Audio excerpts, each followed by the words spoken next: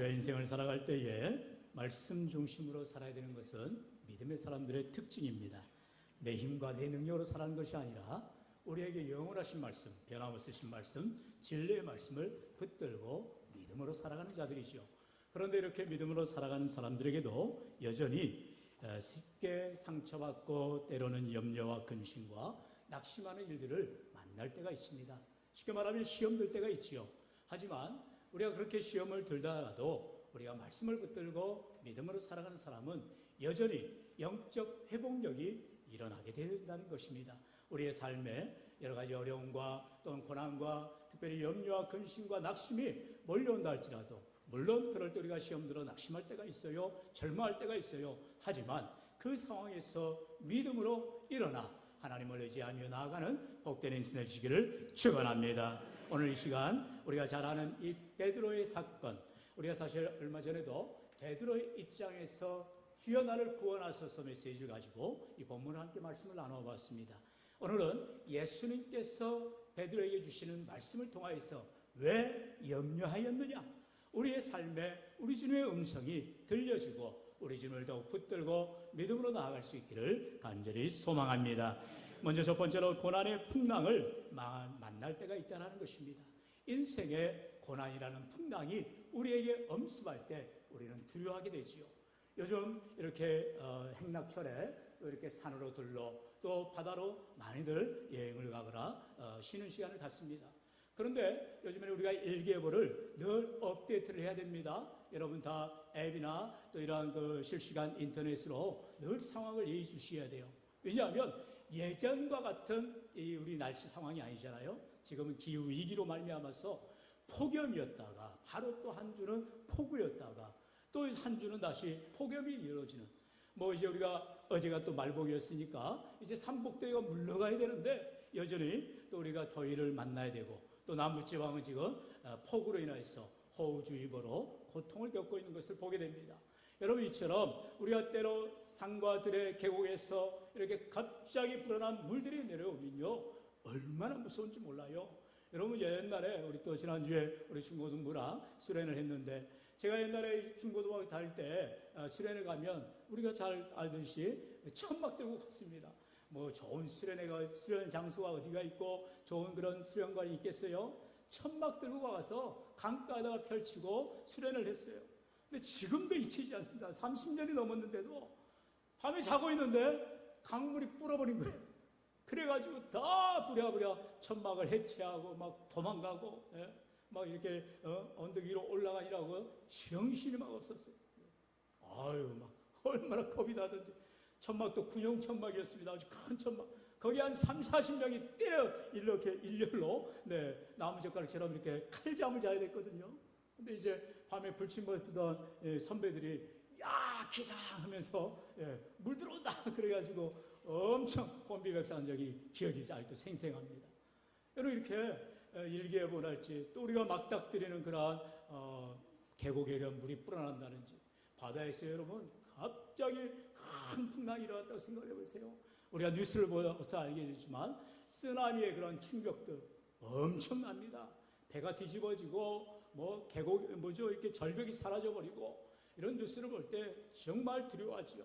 그런데 지금 예수님의 제자들이 이러한 고난의 풍랑 한가운데에 막닥뜨리게 되었다는 거예요. 우리 앞에 본문 24절을 보면 배가 이미 육지에서 수리나 떠나서 바람이 거스름으로 물결로 말미암아 고난을 당하더라. 물결로 말미암아 이 고난의 풍랑 때문에 그들이 어려움을 당하고 있다는 것입니다. 그러면 이 제자들이 지금 왜 풍랑을 만나게 되었어요? 사실 그 앞절을 보면은 22절로 23절에 보면 예수님께서 제자들을 재촉해서 이제 배를 타고 바다를 건너가라, 갈릴리 바다지요? 건너가라고 명하신 거예요. 그러면 저와 여러분 같으면 당장에 그렇게 대답할 거예요. 아니, 예수님은요? 왜 예수님 우리와 함께 가지 않으세요? 그러면 저희 안 갈래요. 그게 맞지 않아요? 언제나 주님과 함께하는 것이 믿음 생활인 줄로 믿습니다. 여기서 지금 엇박자 난 거예요. 물론 예수님이 명령을 하셨지요. 어서 재촉해서 제자들하고는 배를 타고 저 바다 건너편으로 가라. 예수님이 어떻게 올지도 몰라요. 그러면 아니죠.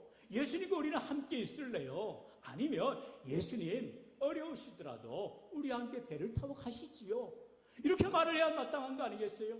그런데 제자들은 아무 생각이 없어요. 왜 생각이 없죠? 바로 이 사건 이전의 일이 바로 낮에 있었던 일이 무엇이냐? 우리가 잘 알듯이 오병이어의 사건이었습니다. 보리떡 5개 물고기 2마리라고 하는 어린 아이의 도시락입니다. 그 작은 도시락을 가지고 예수님께서 수천 명을, 장전만 5천 명이라 했죠. 엄청난 기적, 우리가 생전 듣도 보도 못한 기적을 지금 모두가 경험한 거예요. 한마디로 다들 막 부풀어진 거예요. 흥분된 상태입니다. 이야, 이제야말로 내가 예수님만 따라다니면, 예수님만 의지하면, 예수님만 바라보면 내 인생의 모든 문제가 해결되는구나. 막 들떠 있는 거예요. 그러면서 심지어 군중들은 이제 막 동원해가지고 예수님을 왕으로, 임금으로 사례를 세우려고까지 이제 하고 있습니다. 그러니까 예수님께서 홀로 기도하시기 위해서 피하신 거예요. 그러면서 제자들과 함께 있으면 안 되겠거니와 그래서 제자들을 이제 배를 타게 하고 나아가게 하시더라는 것입니다. 하지만 문제는 이렇게 제자들만 배를 타고 나아가니 당연히 문제를 만나게 되어지고 풍랑을 만나게 되어지더라는 것입니다. 고난을 당하게 되더라는 것이지요. 오늘 우리 인생 가운데에 고난의 풍랑이 닥쳐올 때에 내 힘으로 해결하려 하면 절대로 그 문제를 어느 누구도 해결할 수가 없다는 것입니다. 왜요? 우리 모든 문제의 해결자 대신 주님이 우리와 함께해야 할 줄로 믿습니다. 그런데 참으로 감사한 것은 이렇게 고난을 당하고 풍랑 가운데에서 밤새 노를 젓고 있어요. 그러나 앞으로 가지도 못하고 뒤로 가지도 못하고 그 고난의 풍랑 한가운데에서 배가 뒤집힐 바가 다들 두려워 벌벌벌 떨 때에 예수님께서 찾아오시더라는 것입니다. 여러분, 여기에 신앙의 놀라운 은혜가 있죠. 언제나 우리 하나님은 우리가 어떤 일을 당하든 항상 우리를 지켜보고 계시다라는 거예요. 할렐루야. 그래서 내 삶의 문제를 만날 때, 질병을 만날 때, 어려움을 당할 때에 우리 하나님께서 우리에게 다가와 주시더라는 것이죠. 바로 풍랑 가운데에 걸어오시는 예수님을 보게 됩니다. 우리 25절로 27절의 말씀 조아림에 앉으시고 기도해 봅니다. 밤 사경에 예수께서 바다 위로 걸어서 제자들에게 오시니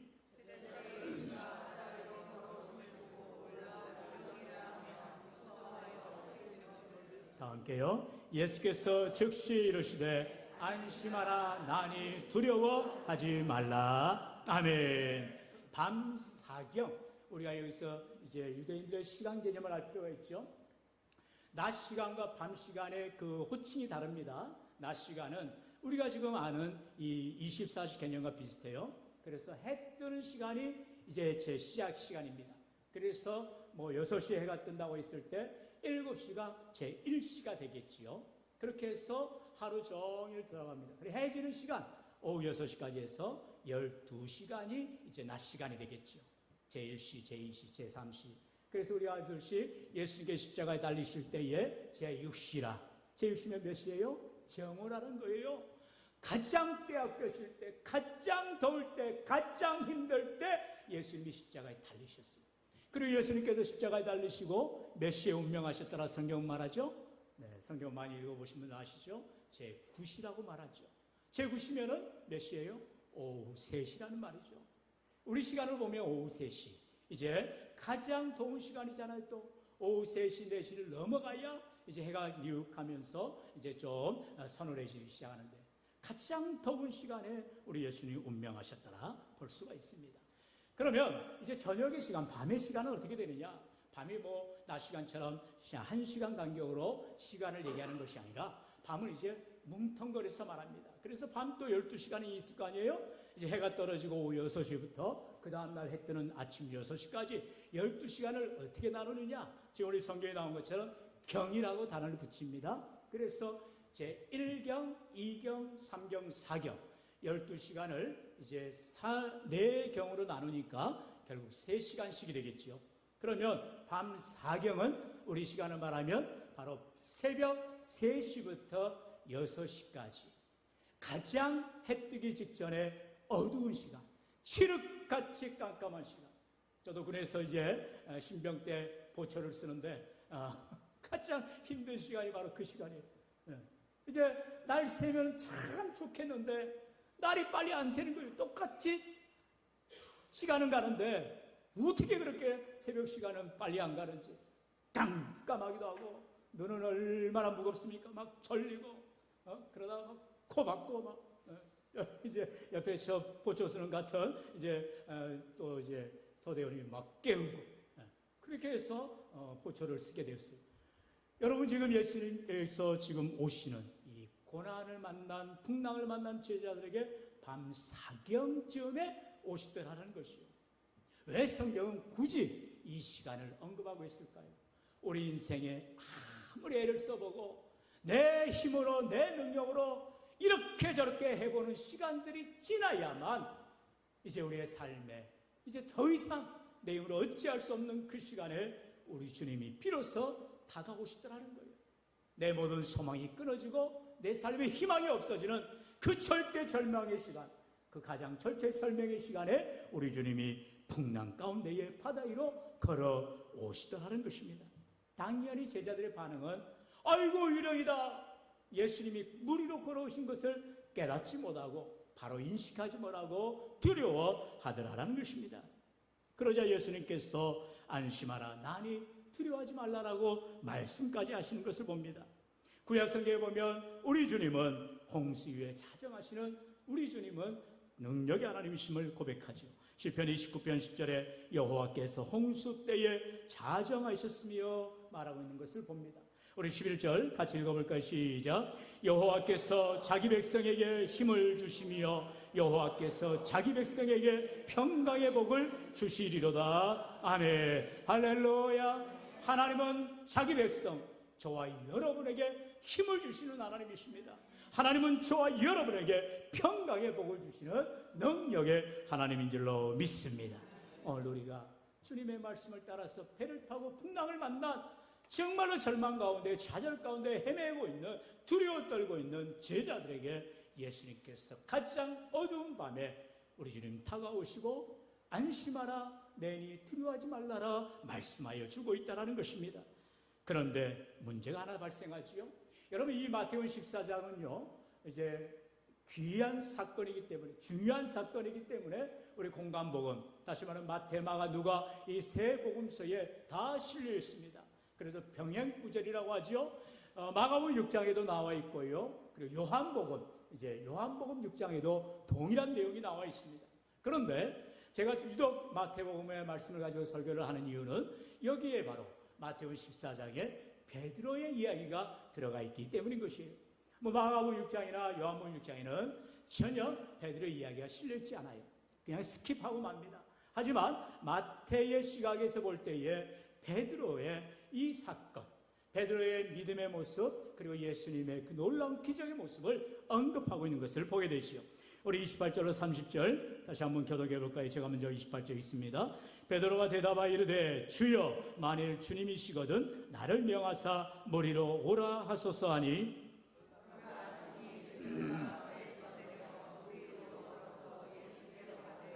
또 함께요. 바람을 보고 무서워 빠져가는지라 소리질러 이르되 주여 나를 구원하소서 하니 아멘. 이처럼 이제 제자들이 웅성웅성하면서 어이구 유령이다 헛것이다 이렇게 두려워할 때 항상 이제 베드로가 항상 앞장을 서죠. 그래 베드로가 예수님한테 말을 하는 거예요. 예수님이시면 나를 명하사 예수님께로 나오게 하세요. 해주세요. 예수님께 가게 해주세요. 지금 배 밖으로 나갈 수가 없잖아요. 그러니까 물 위에 계시는 예수님께 요청을 하고 있습니다. 예수님 말씀하죠. 와라. 오라라는 거예요. 그러자 베드로가 그 음성과 함께 물 위로 뛰쳐나가게 됩니다. 예수님을 바라보고 이제 물 위를 걷는 베드로 우리가 경험하게 되죠.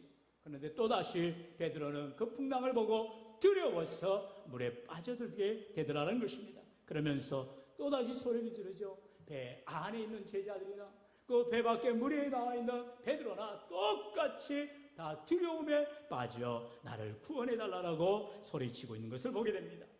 여러분 여기에서 우리가 기억해야 될 사건은 베드로가 좀 더 믿음이 좋아 보이느냐? 아니라요. 다 똑같다라는 거예요. 그저 예수님을 바라보고 물 밖으로 나온 것까지는 좋았는데 여전히 그도 물을 보고 두려워하며 빠져들더라는 것입니다. 그때 예수님께서 베드로의 손을 잡습니다. 그리고 이렇게 세워줍니다. 말씀하십니다. 우리 본문이지요. 우리 31절 32절 다 같이요. 시작. 예수께서 즉시 손을 내밀어 그를 붙잡으시며 이르시되 믿음이 작은 자여 왜 의심하였느냐 하시고 배에 함께 오름에 바람이 그치는지라. 아멘. 따라합시다. 믿음이 작은 자여 왜 의심하였느냐? 왜 의심하였느냐? 우리의 문제가 여기에 있다는 거예요. 예수님을 바라보고 믿으며 나아가면 머리를 걸을 뿐만 아니라 주님과 함께 동행하는 귀하고 복된 은혜를 경험하게 될 터인데 그만 믿음이 없었어. 두려웠어. 지금 눈에 보이는 바다 때문에, 풍랑 때문에, 고난 때문에, 문제 때문에, 내 질병 때문에, 내 힘으로 안 되어지는 벽과 같은 일들 때문에 우리는 주저하게 되고 무서워하게 되고 반신반의하게 되고 우리가 염려하게 되어지고 의심하게 되어지다는 것입니다. 그때 주님이 전곡을 찌르시죠. 믿음이 작은 자여 왜 의심하였느냐? 왜 염려하였느냐? 왜 두려워하느냐라는 거예요. 우리가 예수님을 바라보게 되면 모든 염려, 근심, 걱정이 다 사라지게 되어질 터인데 내 한편에는 우리가 늘 하는 말이 있잖아요. 반신반의하는 거예요. 사람은 반신반의하죠. 저 사람을 정말 내가 믿을 사람인가 아닌가 헷갈릴 때가 많지요. 그러나 우리 전능하신 하나님, 우리 능력의 하나님, 우리의 모든 것을 주관하시고 인도하시는 하나님이라면, 우리 주님이라면 우리는 절대적으로 신뢰하는 믿음을 가져야 할 줄로 믿습니다. 사랑하는 성도 여러분, 오늘도 우리에게 우리 주님은 그것을 보기를 원하세요. 왜 믿음이 작느냐? 왜 의심하느냐? 왜 두려워하느냐? 왜 염려하느냐라는 거예요. 우리 찬송가 538장 죄짐을 지고 고나가던 후렴에 보면 의심을 다 버리고 구주를 영접하라. 마음문 다 열어놓고 주님을 영접하라. 우리 찬양에 고백하잖아요. 의심을 버려야 주님이 내 안에 들어와 주시는 거예요. 염려를 버려야 주님이 내 인생의 주인 되어 주시는 것입니다. 오늘도 우리가 세상 짐지고 나아갈 때에 우리 주님 앞에 나오면 우리 주님 말씀하시잖아요. 수고하고 무거운 짐진 자들아 다 내게로 오라. 내가 너희를 쉬게 하리라 말씀하세요. 의심하지 마시고 반신반의하지 마시고 염려하지 마시고 주님 앞에 내 모든 짐을 맡기시고 주님을 붙잡으시고 주님을 의지하시기를 축원합니다. 그럴 때에 우리 주님께서 놀라운 일을 감당하시지요. 우리 32절 다 같이요. 시작. 배에 함께 오름에 바람이 그치는지라. 아멘 아멘.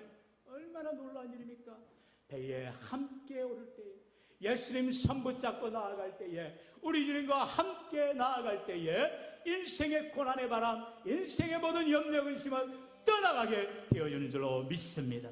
오늘 우리 인생에 정말로 고난의 풍랑이 닥쳐온다 할지라도, 내 힘으로 해결할 수 없는 문제로 인하여서 좌절하고 절망한다 할지라도 여전히 우리 주님이 나를 지켜보시고 밤 사경에 가장 어두운 시간, 어느 누구도 나를 도와줄 수 없는 그 시간에 우리 주님이 내게 다가와 주시며 내 손 붙잡아 주시며 나와 함께 인생의 배를 인도하시는 내 삶의 주인 되어 주시는 주님께서 바람을 멈춰 주시고 우리의 모든 문제를 해결해 주시고 오늘도 승리하며 나아가는 우리 모든 인생들 되시기를 주의 이름으로 간절히 축원합니다. 축원합니다.